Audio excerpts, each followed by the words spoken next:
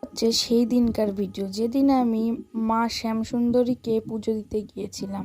আমি আর আমার ভাই লাইনে দাঁড়িয়েছিলাম, তখনকার ভিডিও এইটা এটা ভিডিও ক্লিপ। দেখো কত ভিড় হয়েছিল সেই শনিবারে।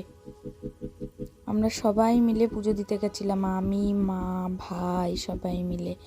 আর এত ভিড় ছিল শনিবার বলে বলার কথা না। তারপর সর্বশেষ আমি মাকে দর্শন করি, মানে কি বলবো, মায়ের মুখ দেখলে না এতটা ভালো লাগে যে মনে হয় আবারও যাব আমি। মানে তোমরা যদি একবার যাও তারপরে মনে হবে না যে হচ্ছে আর একবার না যাই, মনে হবে যে আবার যাই। প্রতি সময় মায়ের দিকে তাকিয়ে থাকতে ইচ্ছে করবে। মা যেন মনে হয় মায়ের স্নেহময়ী চোখে আমাদের সবার দিকে তাকিয়ে আছে। এতটা ভালো লাগে, এতটা ভালো লাগে, কি বলবো। সে তো আর মানে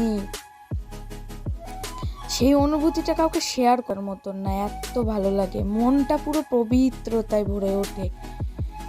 মায়ের যে মন্দির, সত্যি কথা বলতে ওখানটায় ঢুকলে পরে মানে কি বলবো যে তোমাকে আর কিছু বলার কিছু নেই তোমাদের।